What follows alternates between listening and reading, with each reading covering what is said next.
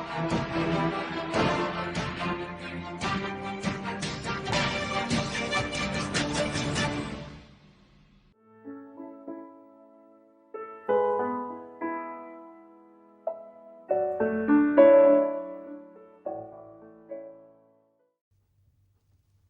के पाठ का शीर्षक है साकेत का नवम सर्ग, पाठ विश्लेषण।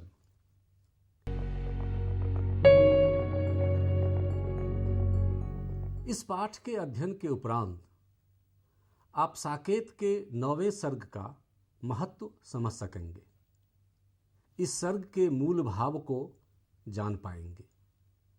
इस सर्ग के किसी भी अंश की व्याख्या कर पाने में समर्थ होंगे तथा उसको लिखित रूप में भी अभिव्यक्त कर पाएंगे।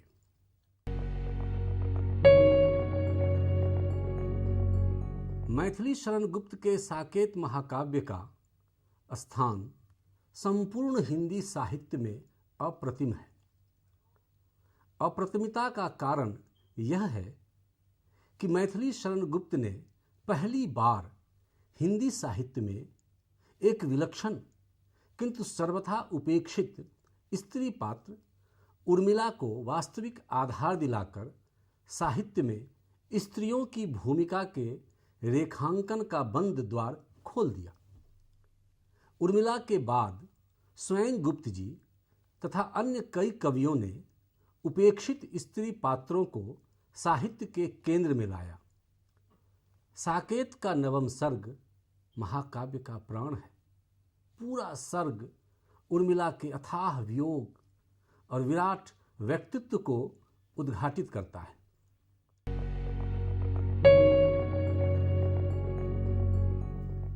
अब हम साकेत के 9वें सर्ग में जो कविता है, जो उनकी पंक्तियां हैं, हम उसकी व्याख्या करेंगे। अब यह सर्ग इतना बड़ा है कि सारे पंक्तियों की व्याख्या तो संभव हो नहीं सकती है, लेकिन कोशिश की जाएगी कि जो महत्वपूर्ण अंश हैं उसकी व्याख्या हो पाए।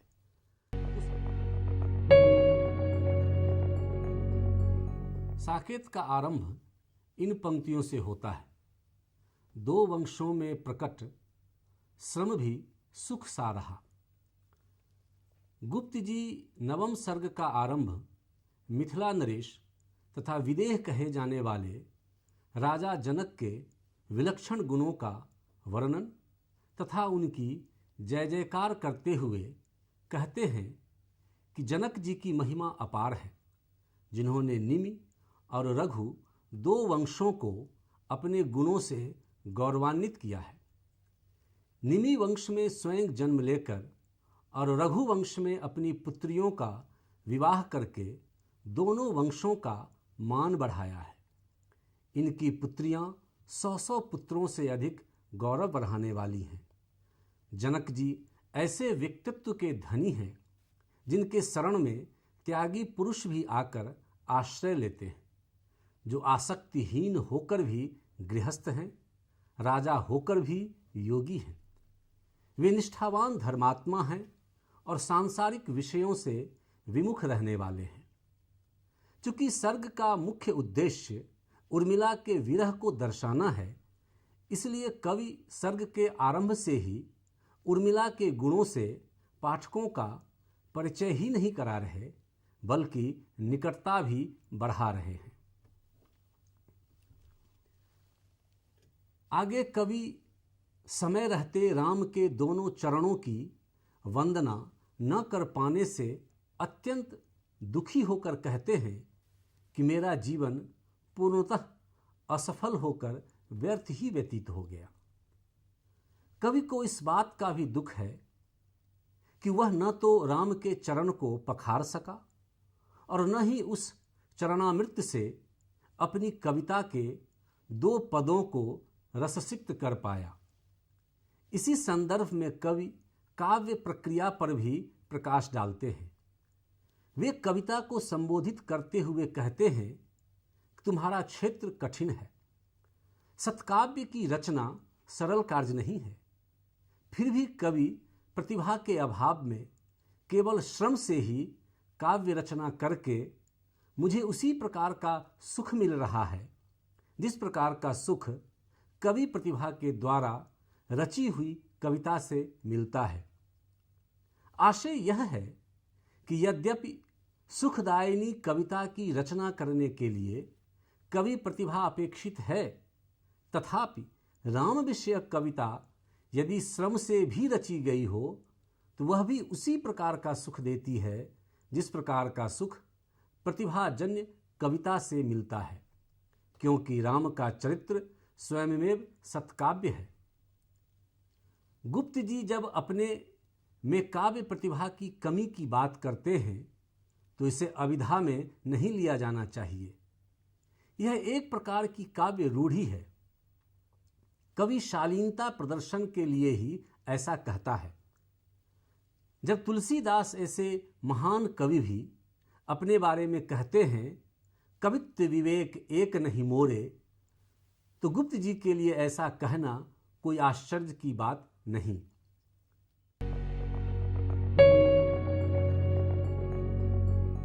आगे की पंक्तियां हैं, मैं केवल आरंभ की और अंत के 2-4 शब्द कहूंगा। करुणे क्यों रोती हो व्रत ले लिया। साकेत महाकाव्य का नवम सर्ग उर्मिला वियोग की करुण महागाथा है। इसलिए कवि सीधे सीधे करुणा को संबोधित करते हुए कहता है, हे करुणे तू क्यों रोती है। भवभूति के उत्तर रामचरित में तो तू पहले ही बहुत रो चुकी है। यह सुनकर करुणा उत्तर देती है कि मैं इस कारण रो रही हूं कि जो विरह भाव मेरी विभूति है उसे संसार का ऐश्वर्य या शिव की भस्म या भवभूति कवि को ही इसका अंतिम कवि क्यों माना जाए। कवि इन पंक्तियों में अपने द्वारा वर्णित विरह वेदना का औचित्य बता रहे हैं। वे मानते हैं कि यद्यपि भवभूति कवि ने विरह वेदना का इतना सांगोपांग वर्णन किया है कि परवर्ती कवियों के लिए कुछ कहने के लिए प्रायः बचा ही नहीं है, तथापि यह भाव तो अनंत है। व्यक्ति विशेष की अपनी अपनी विरह वेदना और अपना अपना रूप होता है। यह भव संसार व्यापी है, शिव की भस्म की भांति कल्याणकारी भी है, अतः इसे तुच्छ या शांत मानना उचित नहीं है। इसलिए विरह वेदना का जितना भी वर्णन किया जाए उतना ही कम है।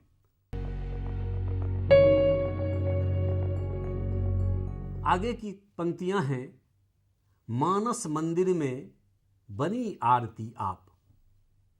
कवि ने यहां लक्ष्मण के प्रति उर्मिला के प्रेम और उसके विरह ताप को दर्शाते हुए कहा है कि उर्मिला अपने हृदय रूपी मंदिर में अपने प्रियतम लक्ष्मण की मूर्ति स्थापित करके और स्वयं आरती बनकर उस विरह में जलती सी रहती थी। भाव यह है कि उर्मिला अहर्निश अपने प्रियतम की याद में डूबी रहती थी और उसके विरह में अत्यंत दुखी होती रहती थी। इन दो ही पंक्तियों में कवि ने एक साथ कई अलंकारों का प्रयोग कर दिया है। मानस मंदिर में मानस पर मंदिर का अभेद आरोप होने से रूपक अलंकार, सती पति में छे का अनुप्रास अलंकार तथा बनी आरती आप में उर्मिला पर आरती का अभेद आरोप होने से रूपक अलंकार।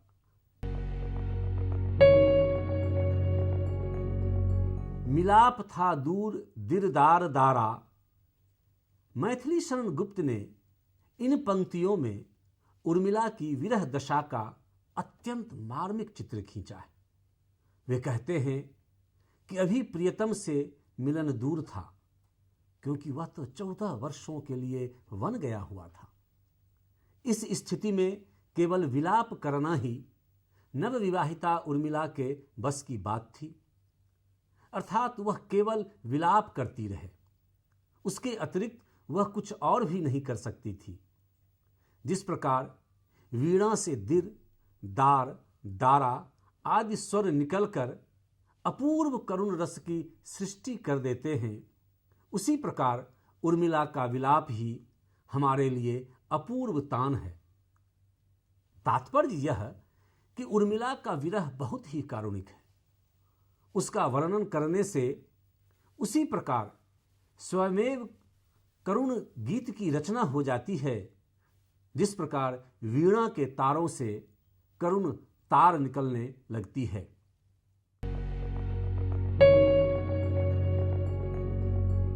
आगे की कुछ पंक्तियां हैं। सखी विहग देहों सभी मुक्ति बानी, यह हित हिरणी क्यों छोड़ यों ही गए थे। इन पंक्तियों का कवि उर्मिला के विरह को और अधिक उदात्त रूप देता है। उर्मिला अपने वियोग के इन क्षणों में किसी को बंधन में नहीं देखना चाहती। वह अपनी सखी से कहती है कि जितने भी पंछी पिंजरे में बंद हैं उन सभी को उड़ा दो, ताकि वे मुक्त होकर आनंद से इधर उधर विचरण कर सकें। तभी पिंजरे में बंद तोते ने उर्मिला से वे ही शब्द कह दिए जो एक बार संयोग काल में लक्ष्मण ने उससे कहे थे कि हे रानी मत रूठो। उन्हें सुनकर उर्मिला अपनी सखी से कहती है कि इस दुष्ट तोते की आवाज तो सुनो। फिर वह तोते को संबोधित करती हुई कहती है कि हे खग, मैं तुम्हारी इस वाणी से बहुत प्रसन्न हूं। कहो तो जनकपुरी की किसी मैना से तुम्हारा विवाह करा दूं। लेकिन मैं भी तो वहीं की कन्या हूं जो अब त्यागी हुई हूं। अतः मुझे भय लगता है कि कहीं तुम भी मेरे प्रियतम की भांति अपनी प्रिया का त्याग न कर दो। आगे उर्मिला तोते से कहती है कि हे तोते, यह तो बताओ कि तुम्हारे वे आचार्य कहाँ गए हैं जिन्होंने तुमको पढ़ाकर मनुष्यवाणी में बोलना सिखाया है। मेरे वे वीर प्रियतम कहाँ हैं जो प्रसन्न मुख वाले हैं। इस पर तोता उत्तर देता है कि वे शिकार खेलने गए हुए हैं।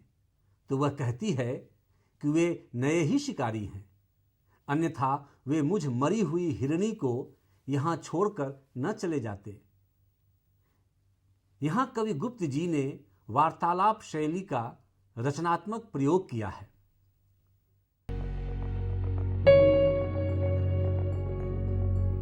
आगे की पंक्ति है, सखी पतंग भी जलता है, हा कितनी विह्वलता है। सखी के द्वारा संध्या काल से दीपक जला दिए जाने पर उर्मिला के मन में जो भाव आते हैं उनका वर्णन वह अपनी सखी से करती हुई कहती है कि हे सखी दीपक और पतंग दोनों के मन में एक दूसरे के लिए अत्यधिक प्रेम है। दोनों ओर ही प्रेम पल रहा है। यदि दीपक पर पतंग जलता है तो पतंगों को अपने पास बुलाने के लिए दीपक भी जलता है। पतंग को जलते हुए देखकर दीपक दुखी होकर उससे कहता है कि भाई तू क्यों व्यर्थ में ही स्वयं को जलाता है। जलते हुए दीपक की लौ हिलती रहती है। इस आधार पर कवि की कल्पना है कि मानो पतंग को जलने से मना कर रहा हो, लेकिन पतंग अपने प्रेम की आतुरता के कारण उसमें जलकर ही संतोष पाता है। उसकी यह प्रेम विह्वलता अद्भुत है।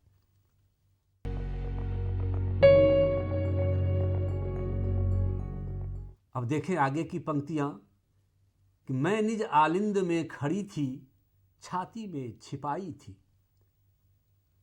साकेत का नवम सर्ग खरी बोली हिंदी में वियोग और संयोग श्रृंगार की अद्भुत अभिव्यक्ति मानी गई है।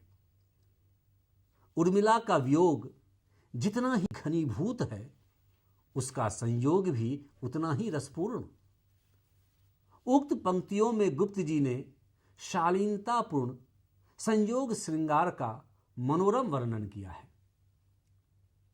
वर्षा ऋतु का समय है। ऐसे समय में उसे संयोगावस्था की एक घटना याद आ जाती है, जिसका वर्णन वह अपनी सखी से करती है कि हे सखी, एक रात ऐसी ही रिमझिम करके बूंदें पड़ रही थी, आकाश में ऐसी ही घटा छाई हुई थी। मैं अपने महल में अलिंद में खड़ी हुई थी। केतकी पुष्प की महक चारों ओर फैली हुई थी, जिससे सारा वातावरण महक रहा था। झिंगिरों की झंकार हो रही थी, जो मुझे बहुत ही प्रिय लग रही थी। उस झंकार का अनुकरण मैं अपने नुपुरों से करने लगी, अर्थात मस्त होकर अपने नुपुरों को बजाने लगी। उसी समय बिजली चमकी और बादलों का समूह गरज उठा। बिजली के प्रकाश में मैंने चौंक कर देखा कि कोने में छिपे मेरे प्रियतम खड़े थे। हे सखी, उन्हें देखकर मैं इतनी लज्जित हुई कि मैंने अपना मुख की लज्जा को उनकी छाती से लगाकर छिपाया, अर्थात प्रेमवश मैं उनसे आलिंगनबद्ध हो गई।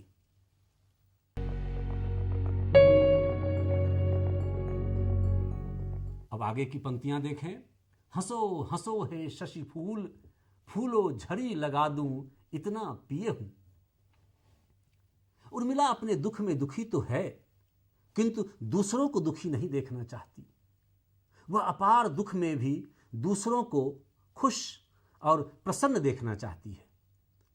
इन पंक्तियों में कवि ने उर्मिला की इसी स्वभावगत विशेषता की ओर संकेत किया है। प्रकृति के प्रति अपनी सहानुभूति प्रकट करती हुई विरहिणी उर्मिला कह रही है कि हे चंद्रमा, तुम सदैव हंसते रहो, अर्थात अपनी निर्मल चांदनी लेकर सदा आकाश में चमकते रहो। हे फूल, तुम भी फूलो और लता रूपी हिंडोरे पर बैठकर झूलो तथा आनंद पूर्वक खिलते रहो। तुम्हें किसी प्रकार के दुख को सहने की आवश्यकता नहीं है, क्योंकि रोने के लिए तो मैं ही काफी हूं और मैं वेदना रूपी जल को इतना पिए हुए हूं कि चाहे मैं उसकी कितनी ही झड़ी लगा दूं, पर उसका अंत नहीं होगा।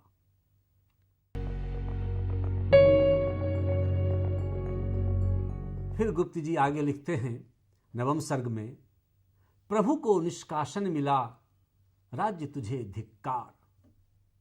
इन पंक्तियों में उर्मिला राज्य को तुच्छ मानती है। इतना ही नहीं, उसका यह भी मानना है कि राज्य वैभव और धन संपदा कलह की जननी होती है, और इसका सर्वोत्तम उदाहरण रामायण है। राज्य को धिक्कारती हुई उर्मिला कहती है कि जिस राज्य के कारण राम जैसे महापुरुष को वनवास मिला, मुझे यह वियोग का जीवन मिला, जिसे पाकर मैं बंदिनी की भांति जेल का सा कष्टकारक जीवन व्यतीत कर रही हूं, और सरल एवं गुणी ससुर दशरथ को मृत्युदंड मिला, ऐसे राज्य को धिक्कार है।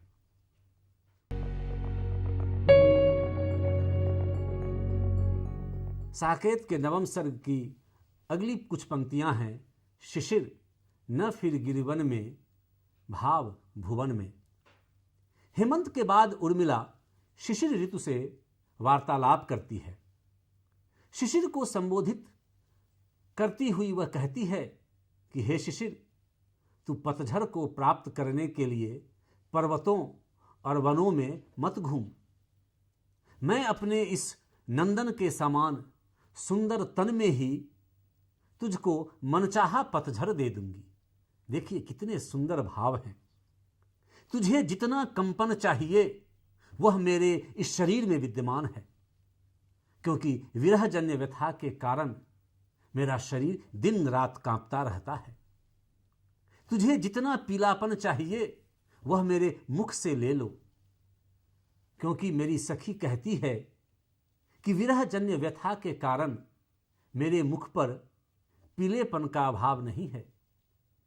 यदि तुम अपनी सर्दी से मेरे आंसुओं को मेरे हृदय रूपी बर्तन में जमा दे तो मैं निर्धन उसको अपने मन में मोती की तरह संभाल कर रखूं। प्रियतम के प्रवासी होने के कारण मेरा हंसना तो छूट गया है। अब तुम मुझे ऐसी स्थिति में डाल दो कि अपने जीवन में रो भी न सकूं। मेरी यह जानने की प्रबल इच्छा है कि हंसी और रुदन के अभाव में भाव रूपी जगत में क्या प्रभाव होता है।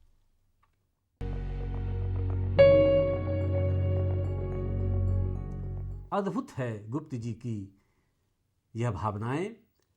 अब अगली पंक्तियां आप देखें कि एकमात्र उपमान तू सरस सुवास। इन पंक्तियों में उर्मिला कमल को संबोधित करती हुई कई तरह के उपमाओं से उसे नवाजती है। वह कमल से कहती है कि हे कमल, तू ही एकमात्र उपमान है। तेरे अनेक उपमेय हैं। तू रूप, रंग, गुण, गंध में सबसे अधिक श्रेष्ठ और प्रशंसनीय है। तू मेरे प्रियतम के अंगों की शोभा का आभास देता है। अतः तुम्हें देखकर मुझे अपने प्रियतम के सुंदर अंगों की याद आ जाती है। वह कमल से कहती है कि तू रस और सुगंधि से पूर्ण होकर खिल।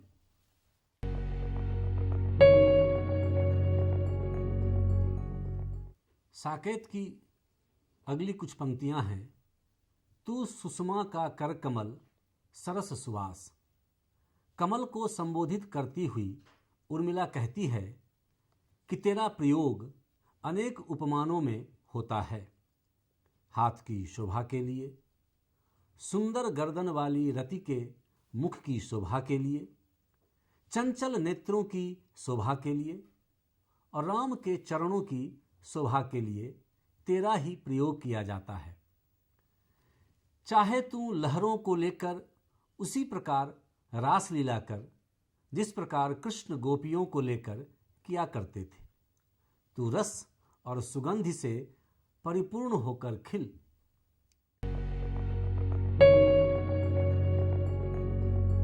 देखें अगली पंक्तियां। हे मानस के मोती जो तुम्हें पहचाने। घनघोर विरह की दशा में उर्मिला न जाने किस किस को संबोधित करती हुई है। इसी क्रम में वह आंसुओं को संबोधित करती हुई कहती है कि जिस प्रकार मान सरोवर के मोती उसके वैभव को प्रकट करने वाले होते हैं, उसी प्रकार तुम मेरे पति प्रेम को प्रकट करने वाले हो। लेकिन यह तो बताओ कि तुम बिना कुछ जाने ढुलक कर कहाँ जा रहे हो। यदि तुम प्रियतम के पास जाना चाहते हो तो वे तो बहुत दूर किसी वन में होंगे जहां तक तुम्हारी पहुंच नहीं है। यदि तुम मार्ग के बीच में ही किसी से सहायता लेना भी चाहोगे तो तुम्हें कोई सहायता भी नहीं देगा, क्योंकि तुम सबके लिए अपरिचित हो। कोई तुम्हें नहीं जानता, इसलिए तुम्हारा आंखों से छलकना बेकार है।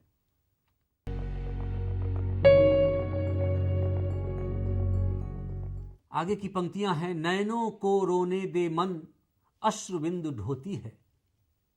अपने मन से बातचीत करती हुई उर्मिला कहती है कि हे मन, अपनी संकीर्णता के कारण नेत्र तो प्रियतम को देख नहीं पा रहे, इसलिए ये रोते हैं।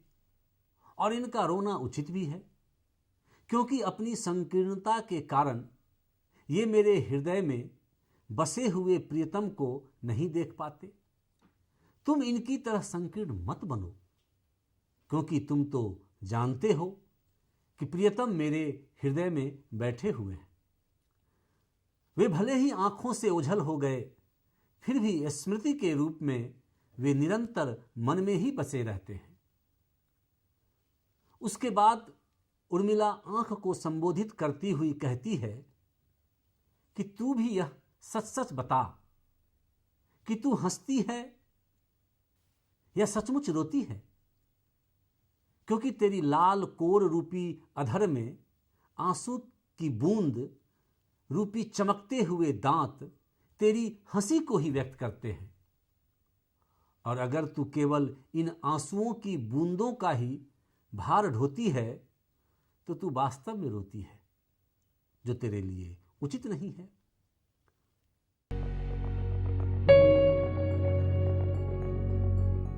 फिर गुप्त जी लिखते हैं, आए एक बार प्रिय बोले, रीझ उठी उस मुस्कान में।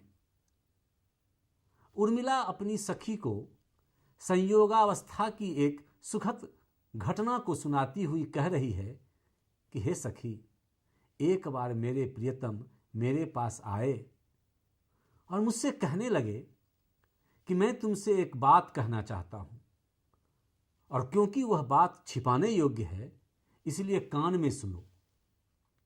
मैंने कहा कि यहां हम दोनों के अतिरिक्त और है ही कौन जो कान में बात कहने की आवश्यकता है। इस पर उन्होंने उत्तर दिया कि दीवारों पर जो चित्र लगे हुए हैं, राजनीति के नियमानुसार ये भी गोपनीय बातों को सुन लेते हैं। इस पर मैंने कान उनकी ओर कर दिया और उन्होंने अपने होठों से मेरे कपोलों को चूमकर लाल कर दिया। हे सखी, छल के द्वारा लिए गए उस चुंबन से मुझे जो अपार आनंद की अनुभूति हुई उसका मैं वर्णन नहीं कर सकती। जब मैंने उनकी ओर तनिक क्रोध करके देखा तो वे मुस्कुराकर कहने लगे कि वीर पुरुष किसी कार्य को कर डालते हैं, उसके विषय में कहते नहीं। हे सखी, उनके इस व्यवहार पर लज्जित होकर भी मैं रीझ गई।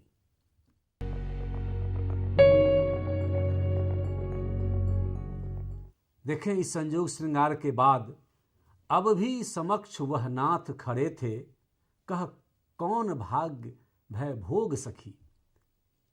विरहिणी उर्मिला अपनी सखी से कह रही है कि हे सखी, मुझे लगता है कि अब भी प्रियतम मेरे सामने ही खड़े हुए हैं, पर जब मैं उन्हें बाहुपाश में बांधने का प्रयत्न करती हूं तो मेरे हाथ आगे तो बढ़ते हैं किंतु खाली ही रह जाते हैं। मेरी यह स्थिति न तो वियोग की है न भोग की, क्योंकि मैं प्रियतम में इतनी रम गई हूं कि वह सदैव मुझे अपने पास ही दिखाई देते हैं। इसलिए तो उनसे वियोग नहीं माना जा सकता, परंतु वास्तविकता यह है कि वे मेरे पास नहीं हैं। अतः यह संयोग तथा भोग की अवस्था भी नहीं है। तुम ही बताओ, मैं अपने किस दुर्भाग्य का फल भोग रही हूं।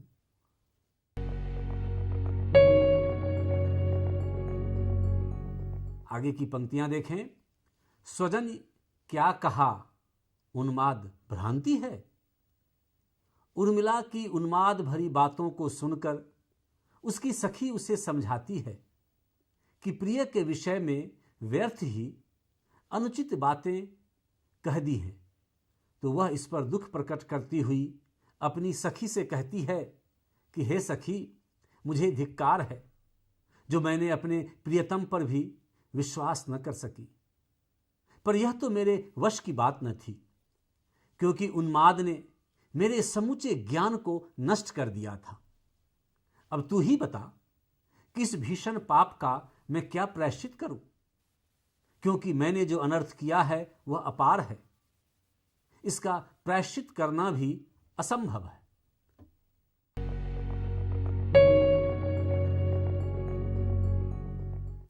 फिर गुप्त जी कहते हैं, हट सुलक्षणे रोक तू न, अली क्या कहा। उर्मिला यह अनुभव करती है कि उसका प्रियतम उसकी भर्त्सना करके और रूठ कर वापिस वन जा रहा है। वह उसे पकड़ने के लिए दौड़ती है तो उसकी अंतरंगिनी सखी सुलक्षण उसे पकड़ लेती है। जब उर्मिला कहती है कि हे सुलक्षणे, मेरे सामने से हट जा, मुझे मत रोक, मैं पापी हूं, मुझे तू इस प्रकार न टोक। बेचारे लक उर्मिला लक्ष्मण कहना चाहती थी। देखें गुप्त जी का कमाल देखें, पर उसकी सखी ने उसे बीच में ही रोक दिया, क्योंकि अपने पति का नाम लेना शास्त्रों के विरुद्ध है। अतः लप कह करके ही रह गई। हे उर्मिले, यह क्या करती हो? तुम्हें अपने पति का नाम नहीं लेना चाहिए। और फिर तुम्हारा पति यहां है भी कहां? तुम्हें तो व्यर्थ ही यह भ्रम हो गया है। यहां गुप्त जी पाठकों को भारतीय संस्कृति की याद दिलाते हैं कि यहां की स्त्रियां सम्मान में पति का नाम नहीं लेती हैं।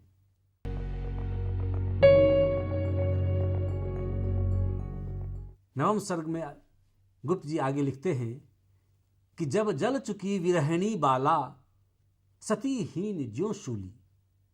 उर्मिला अपनी सखी को बता रही है कि वह किस प्रकार का चित्र अंकित करना चाहती है। वह बताती है कि जब विरहिणी बाला जल चुकी और उसकी चिता की आग भी बुझने लगी, तब वह विरही इस प्रकार वहां पहुंचा जिस प्रकार सती के यज्ञ कुंड में भस्म हो जाने पर शिव पहुंचे थे।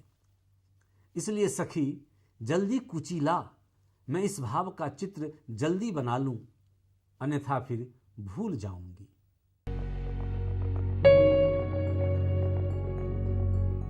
देखें अगली पंक्ति, सिर माथे तेरा यह दान, हे मेरे प्रेरक भगवान।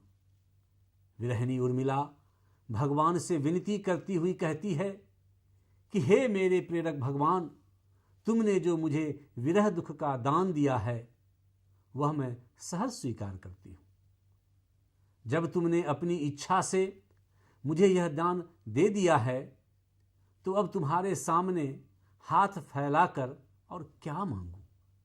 मैं तो केवल यही विनती करती हूं कि मेरे प्रियतम मुझे भूलकर वन में उसी प्रकार निश्चिंत होकर विचरण करते रहें जिस प्रकार कोई वैभवशाली मनुष्य अपने कर्मों को करता है, लेकिन मैं सदैव उनका ध्यान करती रहूं, कभी उन्हें न भूलूं।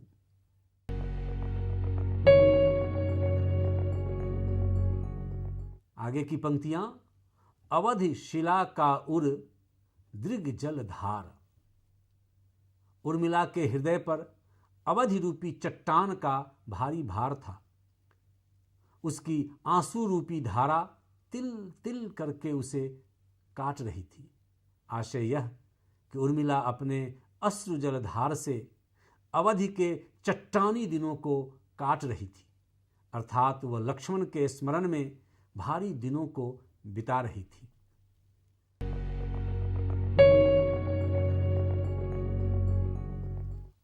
पूरे इस सर्ग में जो उर्मिला का विरह व्यक्त हुआ है, उसको अगर निचोड़ में कुछ शब्दों में कहने की आवश्यकता पड़े तो कहा जा सकता है कि मैथिली शरण गुप्त नवम सर्ग का अंत अत्यंत कारुणिक ढंग से करते हैं। उर्मिला का विरह वर्णन संपूर्ण हिंदी साहित्य में मील का पत्थर माना जाता है। गुप्त जी ने साकेत की रचना कर और उसमें भी नवम सर्ग रचकर उर्मिला को अजर अमर कर दिया।